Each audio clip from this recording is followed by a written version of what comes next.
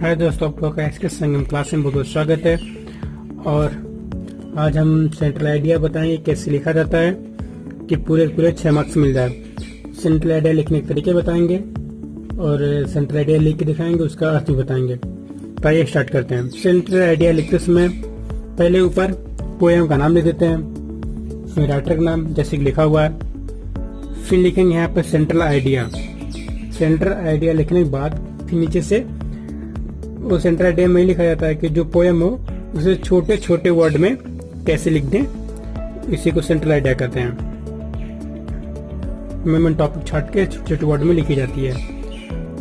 तो जैसे देख सकते हैं आप, मैंने लिखा है, तो ये पढ़ते हैं फिर इसका अर्थ बताते हैं। In the poem the poet assume the personality of the scholar। कम से कम 10 वर्ड 10 लाइन इसके होने चाहिए। assume of the scholar। फिर दूसरी लाइन लिखा है he give on account of scholar like and dislike expression and dreams। और तीसरे में लिखा हमने he spend most of his time in reading books of great author why are now that। इसके सभी का अर्थ बताएंगे अभी हम, आगे बढ़ते हैं। फिर उसके बाद जो पैराग्राफ लिखा है in his why he find himself in the company of great author। यहाँ तक clear. When he considered them as his true companies and sorrow, his joy and sorrow with them। आइए अब इसके भी हिंदी का अर्थ बताते हैं। तो देखते हैं, स्टार्ट करते हैं लाइन से इसका अर्थ बताना। In this poem the poet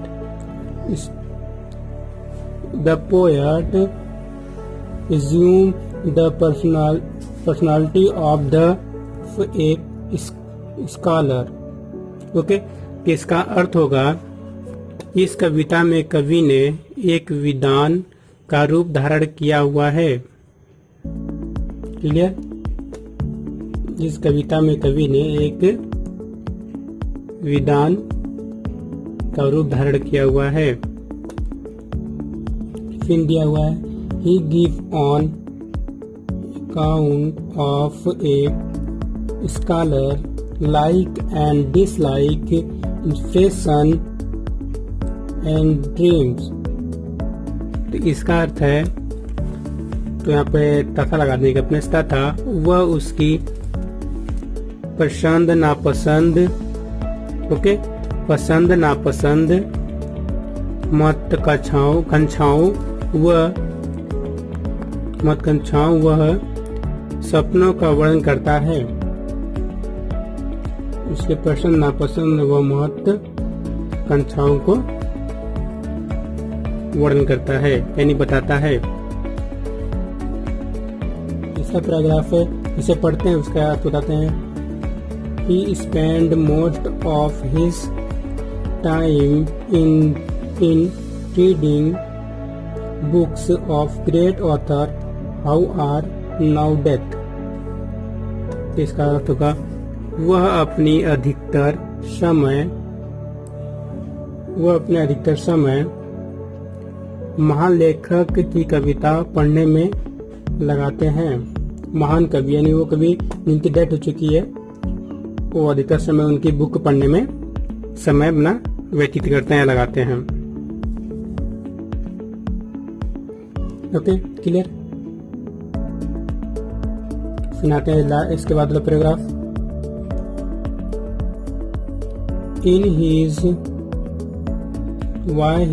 in his how he find himself in the company of death author. इसका होगा जो मृत्यु हो चुके हैं, जैसे मैं पहले बता चुका था, जो मृत हो चुके हैं। इस प्रकार वह अपने आप को महान लेखक की संगति को पता करता है या बताता है। अभी मैं एक बार पूरी इसकी हिंदी बता दूंगा। ये तो हिंदी बता रहा हूँ, जैसे पूरी हिंदी, इसकी इंग्लिश नहीं पढ़ूंगा, पूरा हिंदी बताऊंगा क्या कहना चाह रहा है, कहानी तक तुरंत याद हो जाएगा। तो लास्ट पैराग्राफ पढ़ते हैं।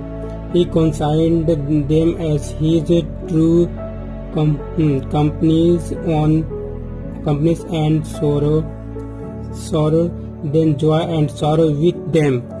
किसका है पढ़ेंगे, तथा अपने से लगा देंगे। उन्हें अपना सच्चा साथी मानता है या बताता है। वह उनसे अपना सुख दुख बांटता है, यानी अपना सुख दुख बताता है। ये तो हो गई इसकी हिंदी। अगर पूरी कंप्लीट हिंदी पढ़ के खान जैसे बताते हैं।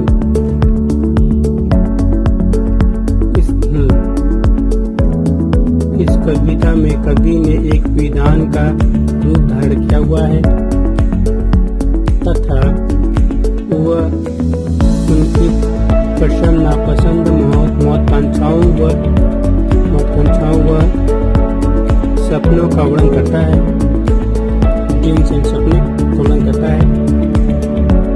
वो अपना अधिकतर समय महान कवि की कविता को पढ़कर बिताता है जिनकी मृत्यु हो चुकी है।